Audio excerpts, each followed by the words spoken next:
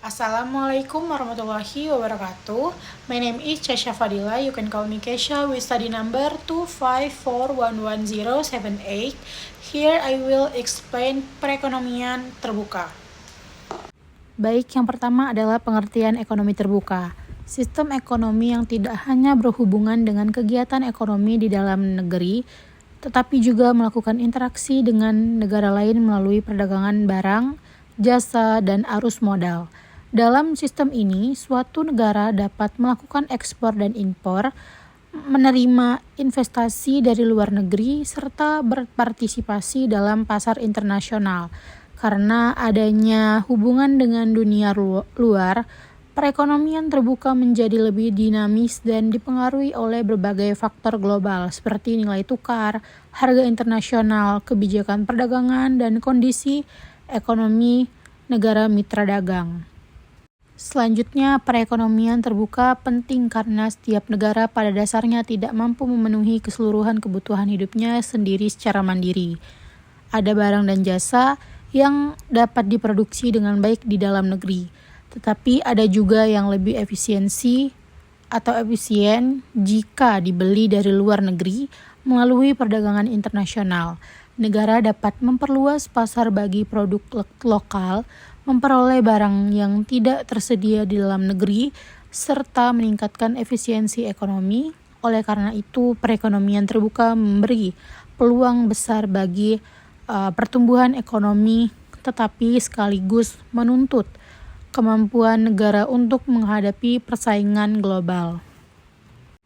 Adapun ciri utama perekonomian terbuka, adanya ekspor dan impor yang berlangsung secara aktif. Ekspor berarti menjual barang dan jasa ke luar negeri, sedangkan impor berarti membeli barang dan jasa dari negara lain. Kegiatan ini mempengaruhi pendapatan nasional karena ekspor menambah pemasukan negara, sementara impor menjadi bagian dari pengeluaran nasional. Dalam perekonomian terbuka, keseimbangan ekonomi tidak hanya ditentukan oleh konsumsi, investasi, dan pengeluaran pemerintah, tetapi juga oleh transaksi dengan dunia luar. Selain perdagangan barang dan jasa, perekonomian terbuka juga mencakup arus modal internasional. Arus modal ini dapat berupa investasi asing langsung, pinjaman luar negeri, pembelian aset, maupun aliran dana dari investor asing ke dalam negeri.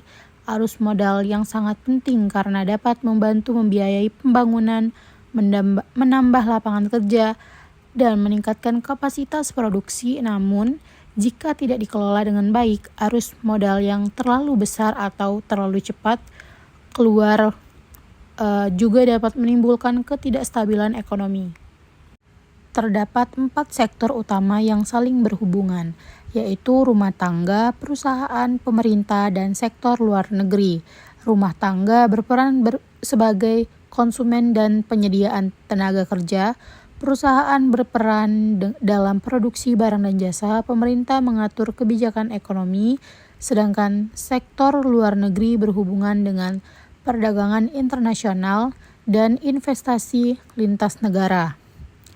Keempat sektor ini membentuk struktur ekonomi yang lebih kompleks karena setiap perubahan di satu sektor dapat mempengaruhi sektor lainnya.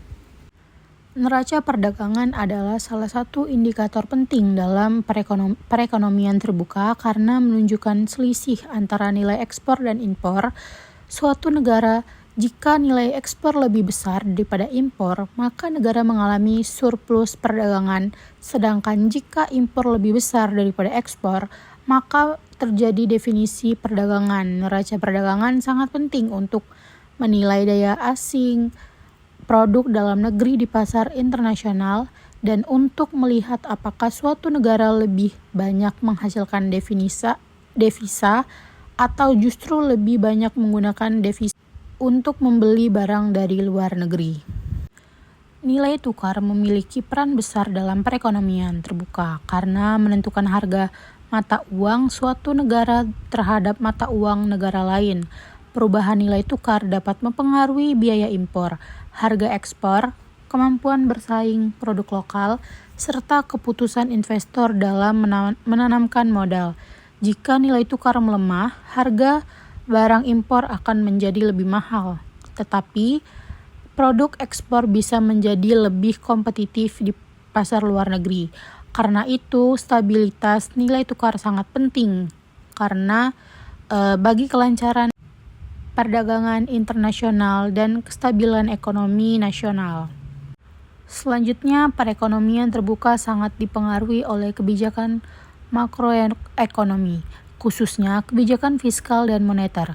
Kebijakan fiskal berkaitan dengan pajak dan pengeluaran pemerintah, sedangkan kebijakan moneter berkaitan dengan jumlah uang beredar, suku bunga, dan pengelolaan stabilitas keuangan.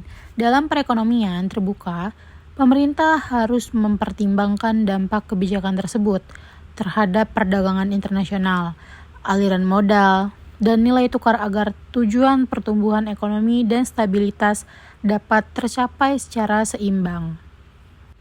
Adapun perekonomian terbuka memiliki banyak manfaatnya, seperti memperluas pasar bagi produk domestik, menambah pilihan barang bagi konsumen, mendorong efisiensi produksi, dan membuka peluang investasi asing. Namun, sistem ini juga memiliki tantangan seperti ketergantungan pada pasar global, risiko fluktuasi nilai tukar, persaingan dengan produk luar negeri, dan kemungkinan defisit perdagangan. Oleh karena itu, negara perlu memiliki strategi yang lebih baik agar manfaat perekonomian terbuka bisa dimaksimalkan tanpa mengorbankan kestabilan ekonomi nasional. Baik, yang terakhir adalah kesimpulan. Jadi kesimpulannya adalah perekonomian terbuka adalah sistem ekonomi yang melibatkan hubungan antara suatu negara dengan negara lain melalui perdagangan barang, jasa, dan arus modal. Sistem ini memberi banyak peluang untuk pertumbuhan ekonomi, tetapi juga menimbulkan resiko yang harus dikelola dengan baik. Karena itu, kebijakan ekonomi yang tepat sangat diperlukan agar negara tetap mampu menjaga daya asing, stabilitas nilai tukar, dan keseimbangan perdagangan, dan kesejahteraan masyarakat. Thank you for attention guys. Wassalamualaikum warahmatullahi wabarakatuh.